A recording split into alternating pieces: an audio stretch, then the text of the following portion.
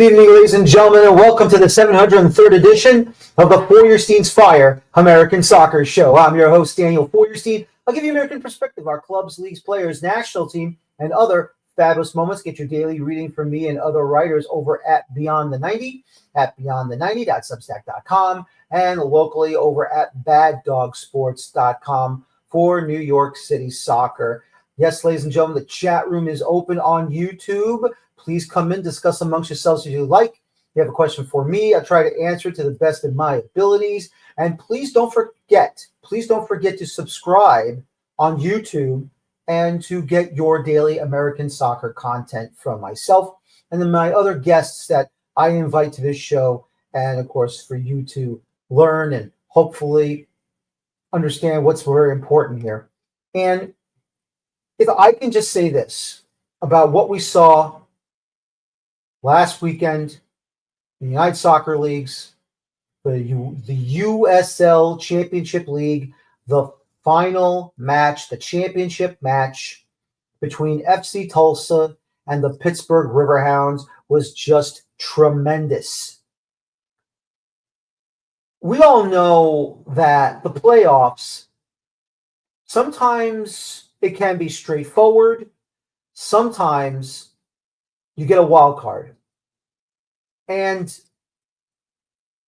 if you really think about it, we had two wild cards in this playoff run. The team that came out of nowhere in the Western Conference was FC Tulsa. The team that came out of nowhere in the Eastern Conference, the Pittsburgh Riverhounds. After everything that's gone on in the Keystone City, the Steel City, in the Keystone State. The Riverhounds, after everything that happened between the club and Bob Lilly for interim head coach Rob Vincent taking over, and to put the Riverhounds on an unprojected run was just unbelievable. To see them put themselves in that position was unreal. But at the same time, FC Tulsa, they put themselves in an unbelievable position too. When you lose your starting goalkeeper and your backup goalkeeper to injury, and out of the blue, he comes in, Tyler Derrick, and puts on a clinic. All I can say to you is this, is that these two teams were destined to make the final. And at the same time, what a final it was. Now, granted, there were no goals in regulation. There were no goals in extra time. But the way they played and the way they performed and the way they showed everyone why the second division of American soccer is thriving and it's exciting. This is why this show is here. This show is not just Major League Soccer. It is anything and everything involving the game. From the top league to the second division to the third division to the amateurs, the short season league, and even the regional leagues. This is why I love talking about what goes on below MLS, because there are other leagues and other clubs that deserve the spotlight that they get. If we do not talk about what goes on below MLS, then what's the point? And at the same time, as much as I love the US Open Cup, and as much as I want to see cup sets happen, the truth is there are other games going on in league play that are just as important as what goes on in MLS. This is why I love talking about the league. This is why I love talking about everything that goes on. This is why this was probably one of the best finals in USL Championship we've ever had. Because we had two clubs, one the East, one the West. We had no idea what they were doing, no idea where they were going. You expected them to fall, and they didn't. And at the end of the day, after 4.5 rounds of penalty shootouts and kicks and everything, Pittsburgh Riverhounds came out on top. And, I want to give congratulations to all of the FC Tulsa fans that sold out one OK field in downtown Tulsa, Oklahoma. What they showed in Oklahoma, and especially in Tulsa, the sport is loved over there. And with the return, hopefully very soon, of Oklahoma City Energy, and of course, recently just put out by the USL, brand new stadium renderings to build that soccer-specific stadium that they need. To me, it sounds like the state of Oklahoma is having a resurgence for the game. And let me also say this. As great as a home field advantage it has been for FC Tulsa, I think it's time for them to also build a soccer-specific stadium for themselves. I personally do not care the capacity. I do not care about how big it will be. All I care about is the stadium is made for the game. They build the stadium made for the game. Because as great of a home field advantage as one OK field has been, and of course they share it with the Tulsa Drillers and AAA baseball, it's time to get out of the ballparks. It's time to get out of the athletic fields. It's time to get away from that. And I understand when Knoxville plays in a minor league baseball stadium with the Tennessee Smokies, and that's a permanent thing for them, unfortunately.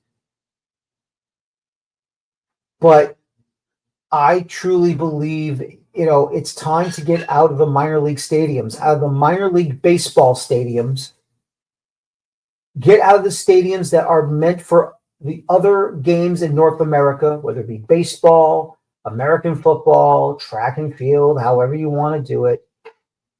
It's time to get out of those stadiums. It's time to build soccer stadiums for the game in this country. And when we do, it will be marvelous. It will be miraculous.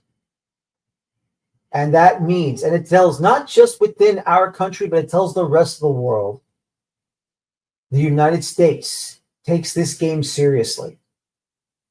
That's why we got to keep fighting. We got to keep screaming and yelling. But with reason, why this game matters in this country, in the United States of America. If we are to win that little golden trophy next summer, it's not just sending our top players to Europe or some of the best leagues in the world. It's also about a foundation in this country that says we are here, we've been here, and we will continue to fight here. Because if we do not have domestic soccer, domestic football improve, and so far it has been improving, but we're still a bit behind. When we get all our ducks in a row, everything will come together and we will finally move ahead. Everything has to come, and it has to come the right way. This is why I believe patience and time is on our side.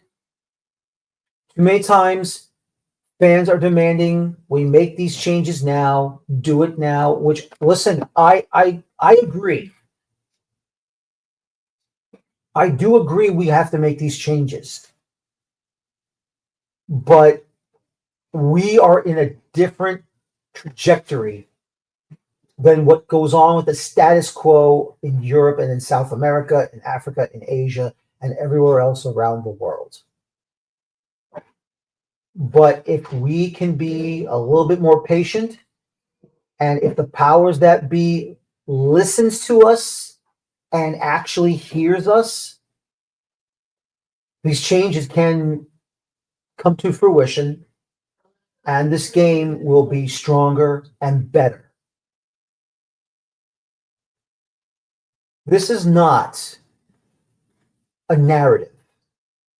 This is not getting clicks. This is to tell all of you, we are going to get there. We're going to have to do it our way. If it means it's going to be a bit more painful than normal, then yes, it will. But hopefully, it looks like the tide is turning, and hopefully we'll have more people understanding we have to be like the rest of the world. So, as we go ahead and move forward here on tonight's show, my first guest tonight could not come on live, unfortunately, because, of course, he is Mr. Everything in American soccer, whether it be MLS, USL, Open Cup, CONCACAF, college soccer. He joined me this afternoon to interview him for his segment. He is the USL Soccer Analyst, MLS Season Pass Analyst on Apple TV, the one and only Devon Kerr. And here's that interview right now. Back to the American Soccer Show, everybody. Daniel Feuerstein here. We're reviewing the 2025 USL Championship Final as the Pittsburgh Riverhounds in the penalty kick shootout knock off FC Tulsa 5-3 after a scoreless draw through regulation and extra time. As always, I am joined by the man, the myth, and the legend. He is the best of the United Soccer Leagues, as well as MLS Season Pass on Apple TV, Devon Kerr. Devon, you know, to me, this was probably a final that I don't think anyone expected. I mean, you expect in the Western Conference, New Mexico United, Sacramento Republic, maybe Colorado Springs Switchbacks once again. To me, FC Tulsa just came out of nowhere and went on a run, and they hosted the final. What's up, buddy? Number one, thank you as always, Daniel, for having me back. Number two, yeah, it was a weird year, to be honest. Certainly the Eastern Conference, congratulations, the Pittsburgh Riverhounds are in order. We hadn't had an Eastern Conference winner since 2018, Lou City. Every single year, it was kind of the West making a last-ditch effort to run through, right? We had the Monarchs, San Antonio, Colorado Springs, the Orange County runs. Everybody was involved except the East. So it was nice to see the East get back into it. But to your point, yeah, Louisville City ran away with the regular season, far and away the best team that I've ever seen in USL Championship play in the regular season. Charleston Battery hot on their heels, historically as well. Sac right there, New Mexico right there, even Phoenix, who was streaking at the end. As good as Tulsa were, everybody expected them to falter. And while they did in the final, Luke Spencer did a really good job establishing a clear-cut identity, but the game was just too tight. And I'm sure we'll get into the nitty-gritty. The Pittsburgh Riverhounds defensively were near perfect under Rob Vincent to close out the season. Only one goal. It's the least amount ever scored in postseason play. Neither team gave up a goal in postseason play. That had never happened in the history of USL Championship playoffs, and we had two teams able to do it. So that gives you an idea of just how tight those seams were for teams to operate within. It really was. And, you know, I mean, I'm still thinking back to myself about the Riverhounds. When have you ever seen a club, they start off with their regular head coach and Bob Lilly, went through the regular season until the back end. He is suspended by the club for the rest of the season. Rob Vincent, who is his assistant, of course, a former Riverhounds legend, of course, comes in, takes over, and then leads them down into the playoffs and they go and win the championship. That's just craziness. You've heard anything else about the Bob Lilly situation? Let's see. So today is December 3rd. I know we're recording. Is this going to be released tonight? When is this going to be released? I have no idea.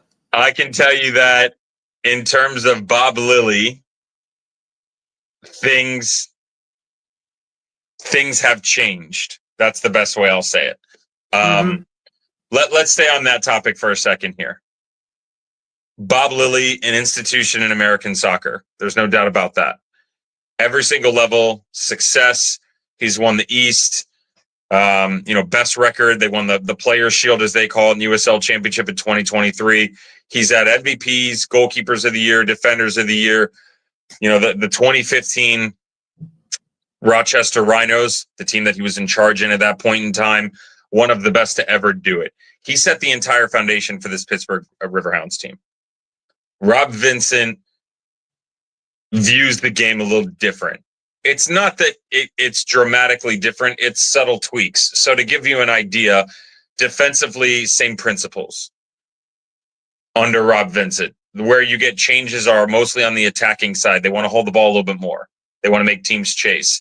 What I love is their commitment to the numbers going forward. Bob Lilly, very structured in the sense, Daniel, that as they sit and absorb, or if they're going to counter, they usually use the strong side, which is the ball carrying side, to commit numbers, and specifically on the width of the field. The opposite side of the field, the weak side, will then hold back. So you don't have the same sort of balance. You kind of have to work in tandem, and you have to you isolate yourself on the attacking side to the width, and really what is the secondary third. You don't have the backside support. Rob Vincent gives you a lot more freedom to go forward.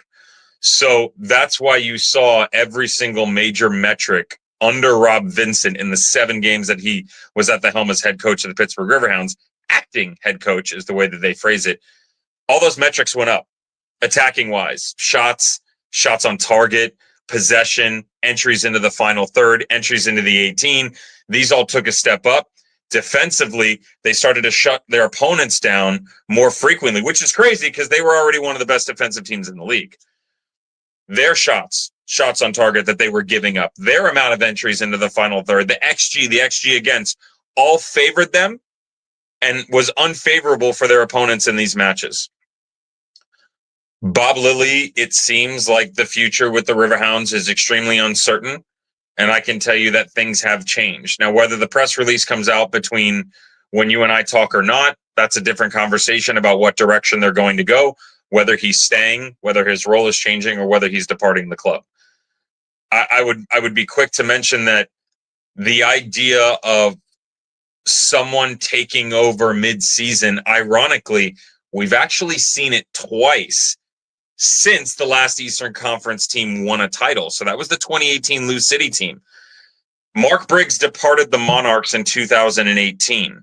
Jamison Olave took over until the season ended. Martin Vasquez came in. He was actually dismissed in June of 2019. Jamison Olave took over, won the title with the Monarchs in 19. 2021, Braden Cloutier departed the club. Richard Chaplow took over. He won the title with Orange County. So twice in what is the last 6 seasons, we've actually seen a coach come in and do it now 3 times if you include Rob Vincent. So it's not unheard of. Hadn't happened prior to that. As much as you want to give credit to Rob Vincent, which you have to, he changed things, he made it for the better, and he won a title. 7 games is a very difficult stretch to maneuver unbeaten. Like they were incredible. Truly, they were incredible. As I mentioned, all of the numbers going up, it is a bit ironic that when you look back, they only score 1 game in the playoffs, and they've got 5 goals to their name overall in 7 matches. So it's really the only area where they didn't produce a lot. But going back to the numbers defensively, this was the longest shutout streak FC Tulsa had ever had. It was the longest shutout streak Pittsburgh Riverhounds had since 2019 when they won the East. It took 2 teams literally being perfect defensively and going all the way through pens in order to get an Eastern Conference team in the Riverhounds a title, and for Tulsa, who had been a historic run, to falter. It was historic on both sides, it was one of those ones where you walked away and were kind of like, man, that really hurt to see either team lose. I felt for him. I know that's a lot of information, but you had to dig so deep to try and find a way to break either one of these teams down. It was difficult, very, very difficult.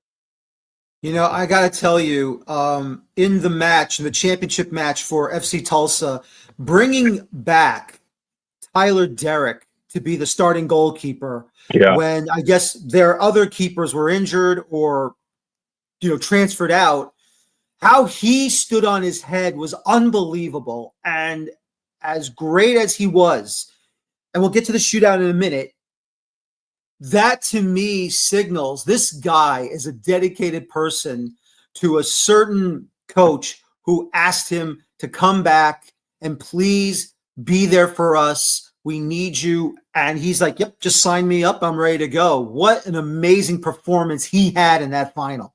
Yeah. There's a lot of old white noise, but still white noise surrounding Tyler Derrick due to some off the field issues years ago.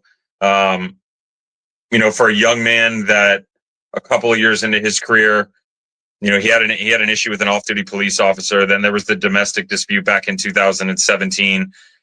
He's been very honest about the mistakes that he made, and his talent suffered because of it, because his opportunities became less frequent. Very friendly with Caden Patterson-Sewell, front office exec, general manager, sporting director, president. You could basically have any title you want at Tulsa, and I mean that in the nicest of ways. They had an injury, 2 injuries actually, where Peñaranda was unavailable due to selection for a couple games towards the end of the season. Michael Creek was injured as well. Cole Johnson went off to college. So they were screwed, literally, and didn't have a single goalkeeper. Hey, who can we call around? Who can we find? And it turns into Tyler Derrick. Talent, never a question. His commitment with this Tulsa team, never a question. He was training young kids and still is, as we're talking right now, for the Houston Dynamo organization, trying to figure out what the next step is. Spent some really solid time with him at the final.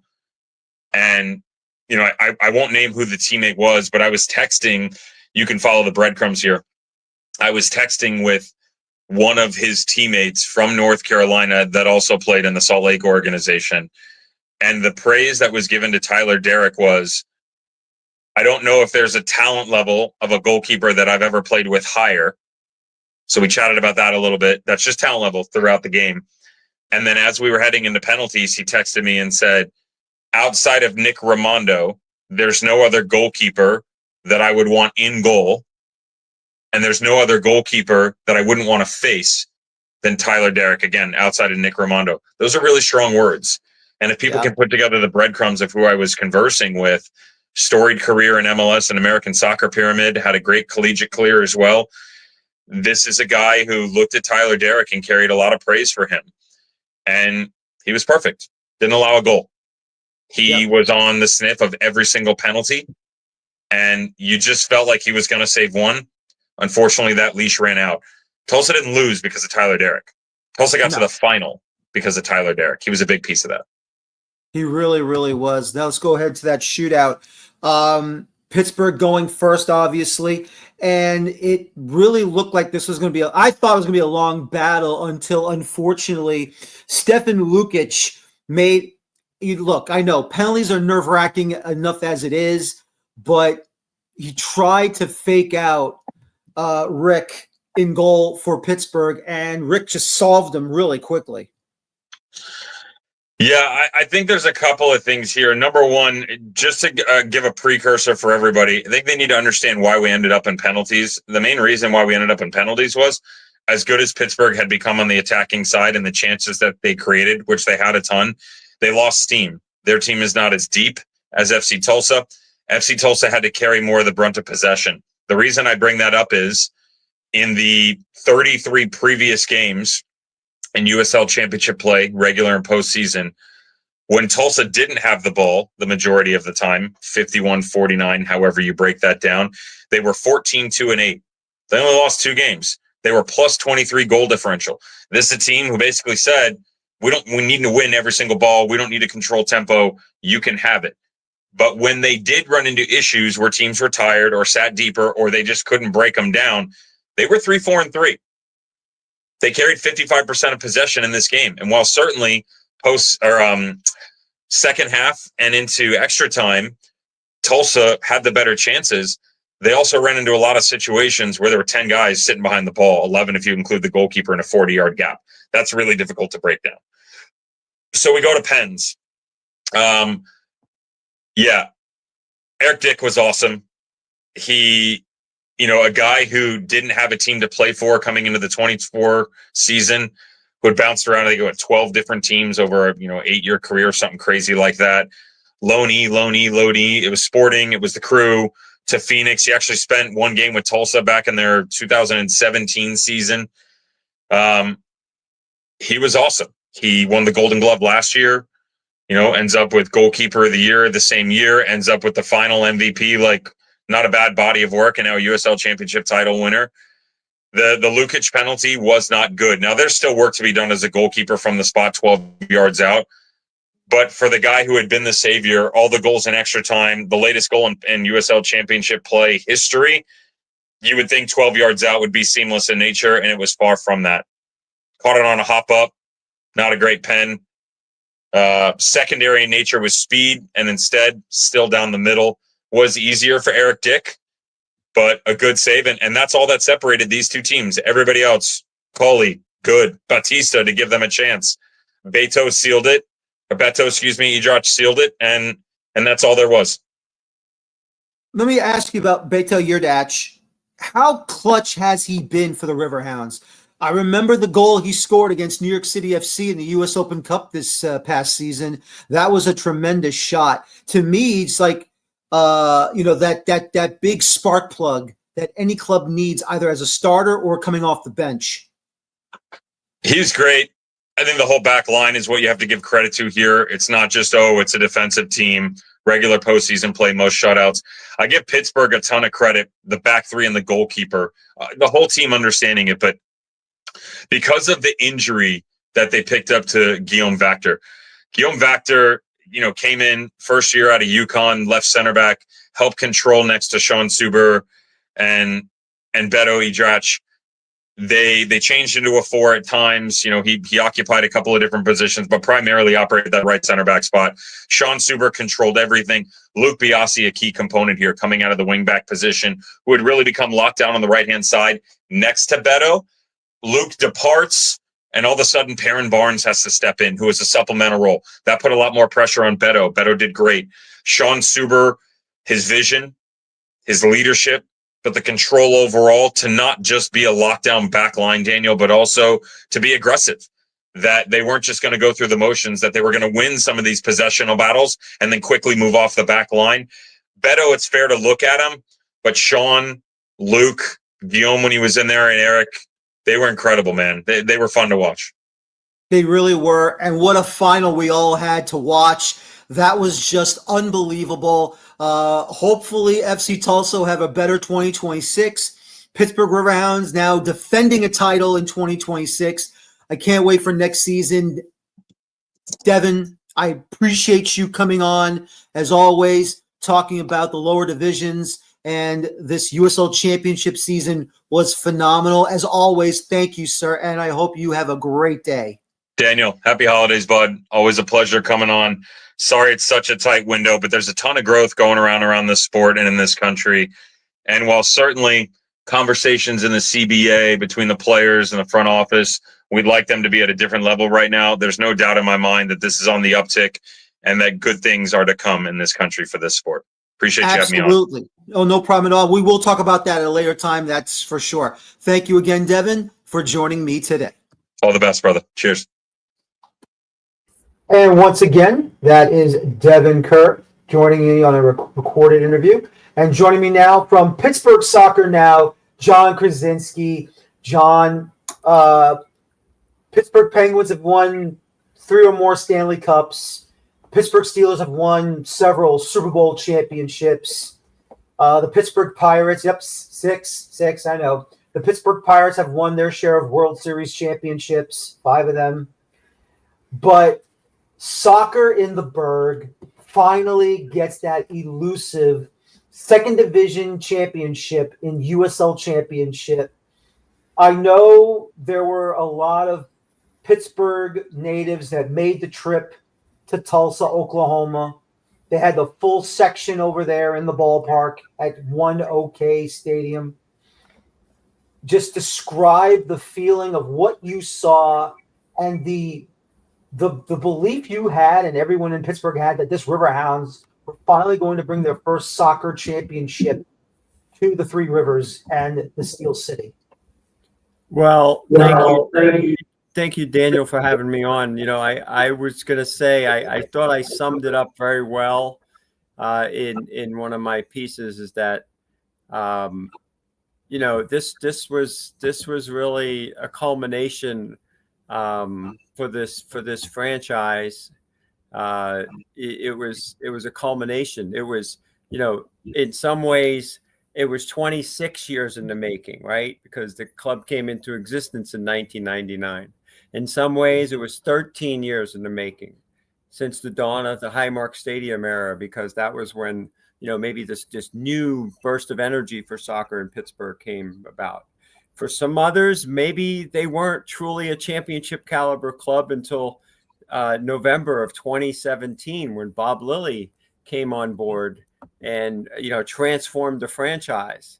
And then for some others, you know, you could take a good look and say, you know what, in the last month or so, maybe what would we say, 6 to 7 weeks ago, it was 6 or 7 or 8 weeks in the making, because this team rallied, came together and said, you know what, in spite of whatever's going on, wherever we were before we got here, we're going to make the most of this moment. And, you know, an assistant coach who got elevated into an acting coaching situation, a guy who, you know, has had some magical success with this franchise in some respect. Is sort of an underdog story to how he became a professional soccer player to begin with, and to rise into, you know, eventually making it to the MLS level, because he had an incredible season with the Riverhounds. You know, Rob Vincent, you know, all of a sudden he's ascended into this role, and whatever magic they could come up with. But it wasn't all of that. I do believe it was a culmination of many, many years. So when that, you know, when the team took the field in Tulsa, and I think there was a lot of confidence and belief, because they had gotten to that point already. And they, as I'm sure, you know, a lot of what Devon was just talking about, you know, it's just about how good they were defensively, how much structure that they had built in place, but, you know, a little bit more nothing to lose in some respects. And I think, you know, a combination of all of that, outstanding play from veteran leader like, you know, Eric Dick in goal, and you cannot underestimate the leadership of the captain, Danny Griffin, Robbie Mertz, the two I've labeled them as pillars of the team for the past 5, 6, 7 years. Maybe the biggest proponents, ambassadors, if you will, of Lilly Ball, Bob Lilly, you know, the head coach that's, you know, steered this club into this where they are today, in a big way. So it's a lot. Yeah, you ask, well, there's a lot of emotions, but to me, it was 26 years in the making, because I was here in 1999. I was very much involved in the soccer scene here. I was a collegiate coach, or just coming off my stint as a collegiate coach. My young children at the time were just blossoming and becoming soccer players in this area. So, you know, they grew up with the Riverhounds organization and seen it all. We've seen it all. So to see that culminate really a couple different times in the past few years, you know, 2023, the Players' Shield was certainly wonderful. The 2023 winning, getting far in the Open Cup, I think those are all significant milestones, and kind of still instilled some belief in the core group of players that carried over from that time. As I mentioned, the Danny Griffins and the Robbie Mertzes and Luke Biassi's and people like that who've been with the team. That carried over into the fact is last year they were sitting almost at the very bottom of the standings and still pulled out a 14, I think in the last 15 games, I think they only lost one time. There's just a certain level of like, no matter how low it can get for this group, there is a confidence and a belief. And again, they did it again this year under completely, different circumstances. But again, to be in Tulsa and to see that happen, yes, it's, I think the fan base, the diehard loyal fan base, this was their reward. This was, and you mentioned the Steel Army did travel well. There were additional Riverhounds fans who went on their own, even in addition to the Steel Armies. I think the bus, they had a little bit more than 50 or whatever, something around there, a core group there. But there were more fans there from Pittsburgh as well that I know about. So yeah, it was great for this, for Pittsburgh soccer. It's a culmination of, a lot of years of everything that they put into this franchise, and can't go this long without mentioning the name Tuffy Schallenberger, the owner, who again in 2014, when the club, a year after opening Highmark Stadium, this club was in bankruptcy. And they had to declare bankruptcy because of cost overruns to Highmark Stadium. A lot of miscalculation there, and it almost cost Pittsburgh its professional soccer franchise. And Tuffy Schallenberger, was the person that came in and could help basically bail the franchise out of that situation. You say what you want. And I wrote about in more recent column this week about, at least according to transfermarket.com, the Riverhounds have the lowest market value in terms of payroll this past year in USL Championship. And so to still pull this off because they built a team, they built an organization, they have what I've written about a lot this year too, organizational stability, a coaching staff that has built a team of players that are fit for their system, that they can build around, that sort of thing. So it's all a culmination, as I said. So there's my monologue there. Absolutely. That was a great one too, John. I have to ask you, after winning the championship, were they invited by the Steelers to go to the home game during halftime or before the game started? Have they already been to PPG Paints Arena where the Penguins are? Have they been invited over to congratulate them for winning the USL Championship trophy? Yes, if you let me say no and then yes. So no, they haven't been at halftime of the Steeler game. Yes, they were honored, and the trophy was at the PPG Paints Arena last Wednesday. So the Wednesday before Thanksgiving, they were there. I forget who the Pens were playing, but yeah, they were there. They were celebrated at the Penguin game. Steelers, we haven't seen anything yet. Tomorrow, we're recording this on Wednesday.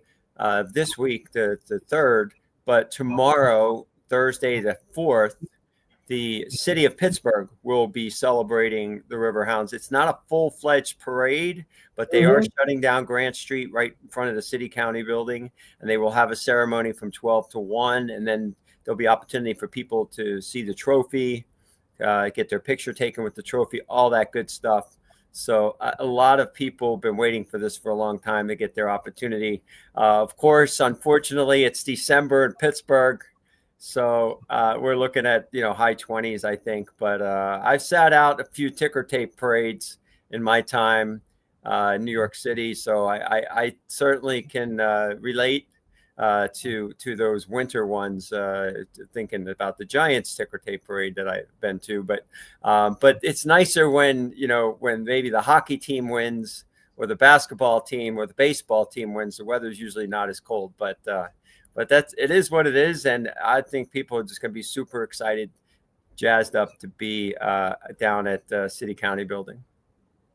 Let's not worry about the future. Obviously, we all know about the expansion for Highmark Stadium when they do create the first division league in USL. But now that this championship has been won, does that increase the marketability of the Riverhounds in the city of Pittsburgh? That's a really good question.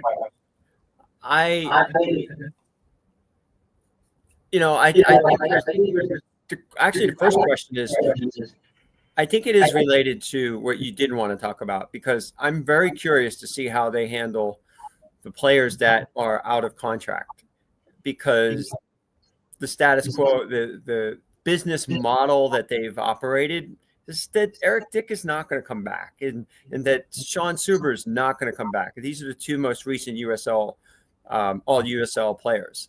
But they've won. Maybe they're willing to retain those players this time around.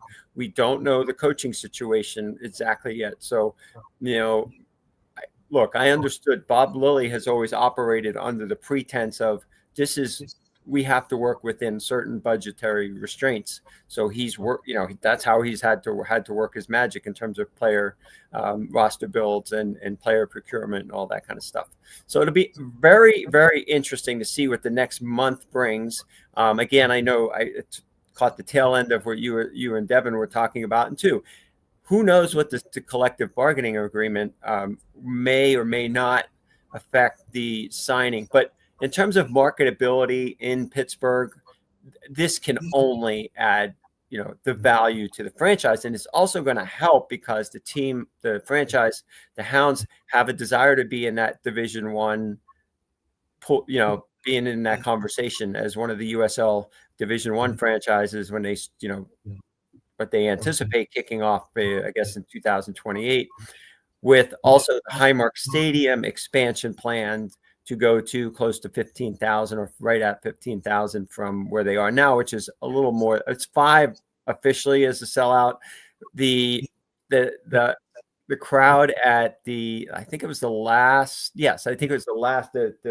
Eastern Conference Final was over 6,700, jam packed in there. I think Tuffy Schellenberger would try to get everybody he could within the legal, you're staying within the fire codes, if you will. So, but yeah, I mean, I think all of this clearly adds value. The attendance has been great the last 2.5, 3 years. It's topped out at around that a little bit over 5,000 a game. And that includes some of those, April, May, June, when they're not quite, filling the stand. So yeah, a lot of momentum. It's a franchise that I think has got more eyeballs now on it within the city. I think there's always going to be a challenge. I think all soccer franchises, even in Major League Soccer markets, MLS markets, have still struggle, here and there with the most mainstream and maybe even non-soccer fans to get the attention. But this can only help. Exactly. And it's wonderful to see, and it's great to watch. As you said, Eric Dick, your goalkeeper, what an amazing match he had, and especially in the shootout. Obviously, and I'm going to put it up here right now. Excuse my little mistake, though, so don't worry about it. But, Stefan Lukic, I don't know how he messed up that penalty. Maybe it was a mid-thought. Maybe he was trying to go one way and it just didn't work out, or he wanted to go a different way, but he went the way he went, and he still messed up. But that save from Dick on Lukic was so big. Yeah, I mean, well, if you look at this was the third penalty kick shootout out of 4 playoff matches. They were certainly feeling confident going into it, and I think Devon and Mike Watts in the telecast noted that a couple of the Tulsa players looked a little bit more. I guess I would use the word nervous, but definitely they could feel the moment maybe a little bit more. At least that's the kind of sense I got just looking at the body language and everything. Of course, Bertrand Jacquesson got things started off for the Hounds. It's that first one is always maybe the most important to get things going. But I thought that Tulsa looked a little tighter, I guess, if you will. I think they looked a little tighter, but the Hounds had been, and Eric Dick, I think you have to look at, I guess it was the first PK shootout when they beat Hartford, and he made the first save of the first kick in the first penalty kick shootout. And that sort of set the tone for that shootout and even for the rest to come, because I think mentally, I think he was at an advantage against a lot of the shooters, although, a lot of the shooters did well. And I'll give credit to Tulsa's keeper, because he dove the first three shots he was on, just the shots were great. They were the pace of each shot, whether it was Bertond's first one that went low, Robbie Mertz just sort of hugged the middle, kind of like right in the line drive middle area of the left post. It was so close. And of course, Chase Boone, I mean, he hits the top corner and it goes in, like it just bangs in. Like that's when maybe this is a team of destiny, that keeper's guessing correctly each time, but and each time the Hounds still kind of just smashed it through. So yeah, they were feeling it. I think they had a lot of confidence in when they got into those penalty kick shootouts. Yeah, he really did. I gotta say though, Beto Yurdac, he's a special player. I remember him in the Open Cup match against NYCFC, right? Big extra time goal that got them through to the next round. To me, he's that spark plug. I think they've been missing the Riverhounds, I think, since Albert Dikwa left for Rhode Island. Yeah. Well, I think Augie Williams this year was a little bit maybe misunderstood by some fellow members of the media here in Pittsburgh. I think there were some critics. There were definitely fans who were critical that 9 goals this year, it wasn't enough, and he was at different points in the season where he went through these lulls where he didn't score much, especially early on. So I do think he did just about everything else very well. He was a good two-way forward, a forward that, in a Bob Lilly system, it's very important that you're covering a lot of ground, that you're pressing constantly. You're sometimes having to come back to the ball to, extend possession, draw defenders. Augie Williams did a lot of the dirty work this year as a forward. And that, freed things up a little bit here and there. I mean, the Hounds, though, in terms of being what they wanted to do is always tilt the field and play in their attacking half of the field.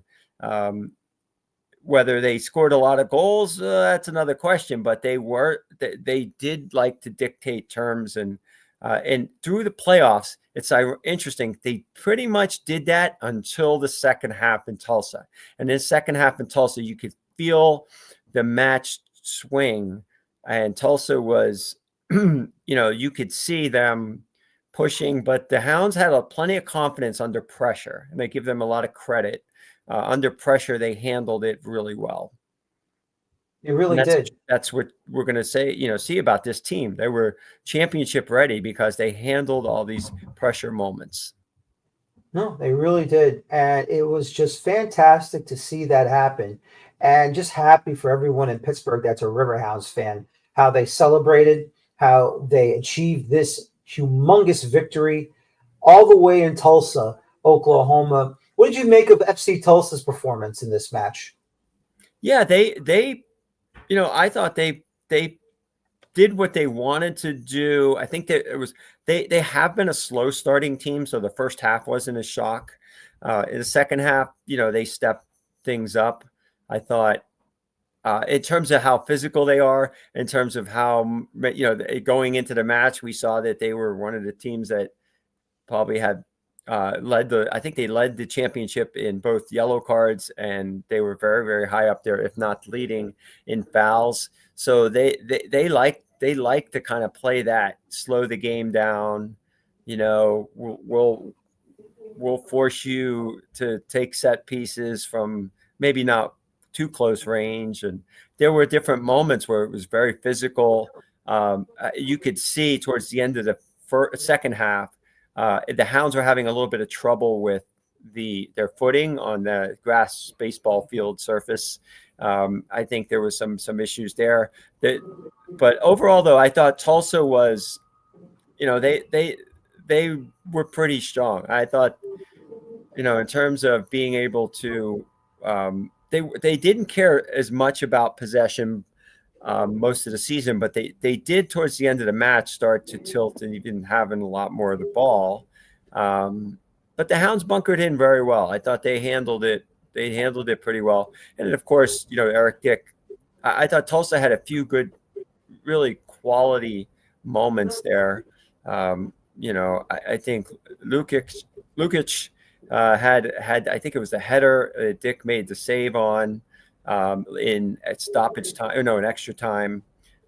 So yeah, I think there's moments. They had their moments. They just couldn't capitalize, and I think Luke Spencer said that after the match. He said, I think he was somewhat happy with his team's performance, but he just tipped his cap to the Riverhounds because they withstood a lot of the pressure. So, did you make the trip to Tulsa, or did anyone from Pittsburgh Soccer Now make the trip to Tulsa at all to capture all the glory and get to the locker room? Well, we didn't have anybody from Pittsburgh. We had a Tulsa-based reporter who did our match. I mean, he did our live. We were very fortunate because we were able to get on the field interviews right after in the moment, in the emotions, capturing Eric Dick and Danny Griffin and Robbie Vincent.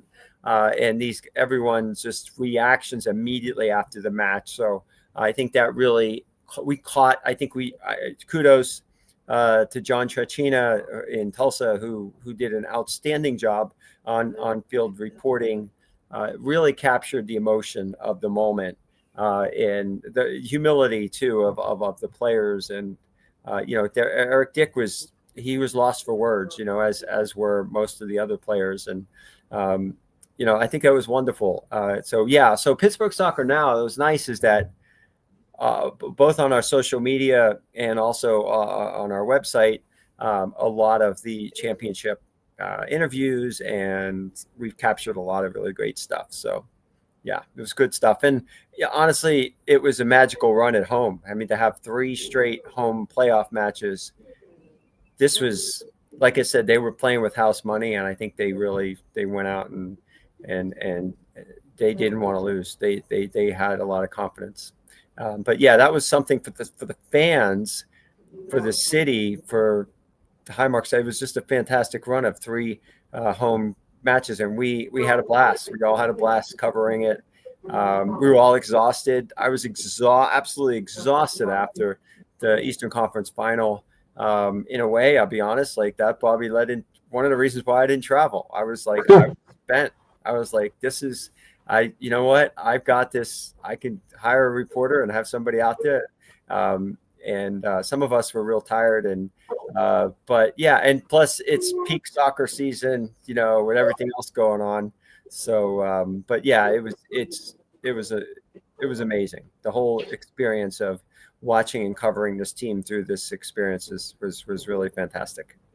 So who hosted the shindig afterwards? Was it a late brunch or an early dinner? What was it, John?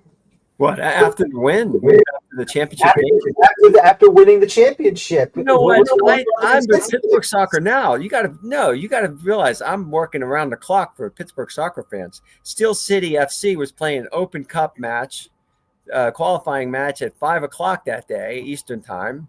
We had to keep tabs on that. And then at 8:00 at night, Sarah Shapansky, North Allegheny, Pitt grad, is playing in NWSL final. So it didn't end after the Riverhounds. We were having fun with it. But no, that night I took it easy, but you better believe we did do, and we're going to be doing some other things. We're going to actually be doing our own podcast with some of the players, and it's at a live location. It's going to be a lot of fun next week. So yeah, we're doing a lot of fun stuff with this, and we're enjoying it for sure.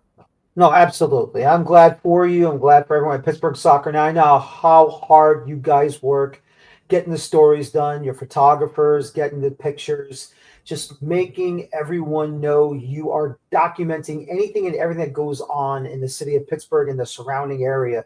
It's just been, a whirlwind. And I'll admit, I was saying to Devon in the interview, I was shocked that Pittsburgh survived all the way to the final. Not saying that I expected them to fall, but with the changes that was made with the coaching situation, if there was going to be an issue, you would think it might have popped up, maybe not after the opening round of the playoffs, but maybe the second round. Didn't happen. And then you go to the third round, and that didn't happen. Then you're in the final, and it's like, are they actually going to score a goal here? And even though there wasn't a goal scored, the feeling of the momentum from Pittsburgh for me was like, they might actually pull this off. They may sneak in a goal and pull this off. Yeah. I give all the credit to Danny Griffin and the leadership of this group, because you got to keep it together somehow, right?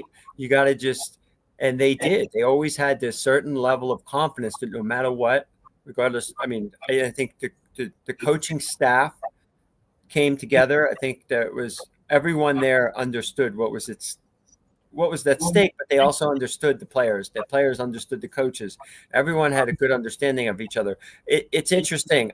Somewhere along the lines, these gentlemen are going to be. People will want to know from a business point of view, like, how do you make it work when you lose this manager and an acting manager steps in, and what do you do when your boss is not there? I honestly think, in terms of we could all learn a little something from what they've accomplished. This group, I think it's pretty impressive.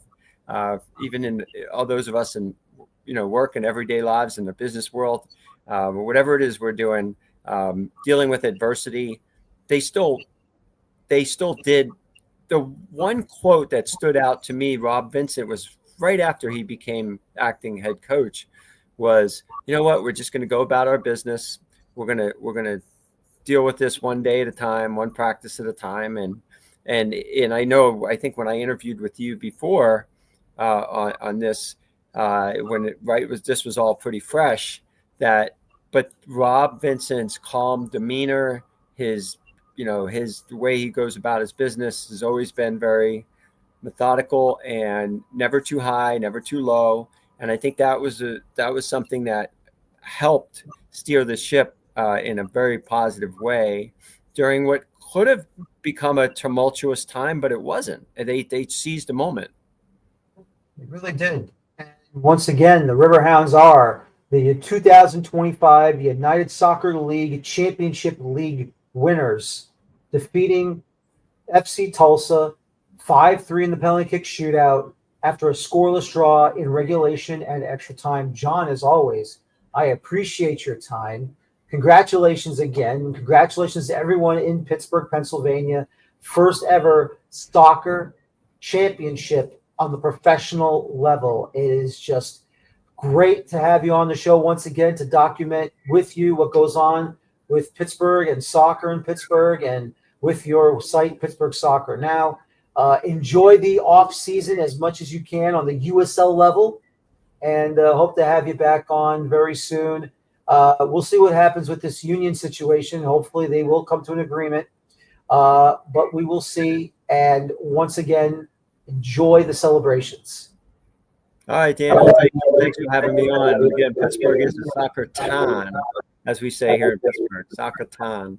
Soccer town. That's pretty cool. I like that. I'll use that next time. Thanks a lot, John. You have a good night. All right. Have a good night.